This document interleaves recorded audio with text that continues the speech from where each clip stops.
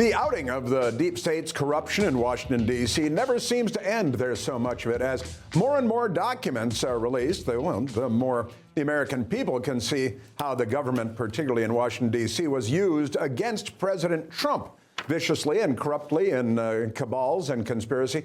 Our Director of National Intelligence, Tulsi Gabbard, a former Democrat, by the way, declassified a top-secret email from then Director of National Intelligence, James Clapper, exposing his efforts to suppress concerns raised by then National Security Agency Director Mike Rogers regarding the 2017 Intelligence Community Assessment. They call it the ICA in Washington. Everything has to be an abbreviation.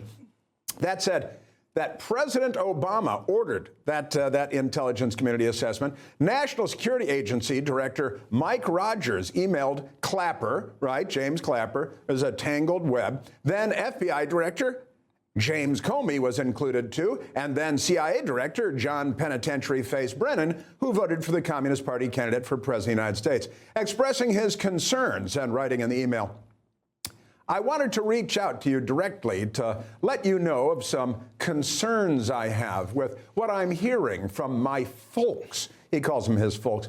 I asked my team if they had sufficient access to the underlying intelligence and sufficient time to review that intelligence. On both points, my team raised concerns, meaning they didn't have the documents and they didn't have the time to review.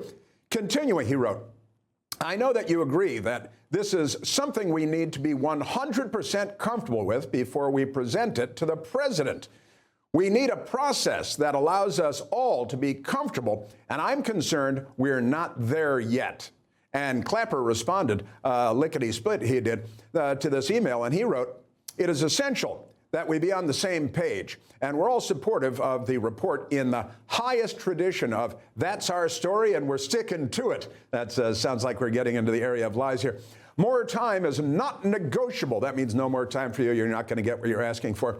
We may have to compromise. Little compromise comes in now and then on our normal modalities, since we must do this on such a compressed schedule. This is one project that has to be a team sport. Now, I got to tell you, Mercy, I've been following this stuff and covering this stuff for a very long time. That message was, sit down and shut up. You'll take what you're given. You won't get more time. You won't get more clarification on the documents. And you will be a team player and go with what I'm telling you. And that means we're setting up Trump. Get on the team. Yeah, I actually think that even for President Obama and his team, like Susan Rice and all these others, I think they were part of that plan. I mean, their goal was to take down Donald Trump. I mean, it seems very clear as more and more of this evidence is showing. What is so disturbing is the amount of power that Brennan, Clapper, Comey all had in helping to create this narrative in basically trying to take down a democratically elected president. I mean, it shows why there needed to be the dismantling of the deep state. It shows that their positioning was very much that of they wanted to be the ones that were the sort of authoritarian leaders in pushing this narrative that led to the leaks to the Washington Post and the media, that led to over 2 years of an investigation that basically impacted the lives of many of the White House officials and President Trump's team. And yet now I do hope that we see accountability coming forward and investigations and really indictments into these politically intelligence types, Brennan, Clapper, and Comey. Right. Information. Truth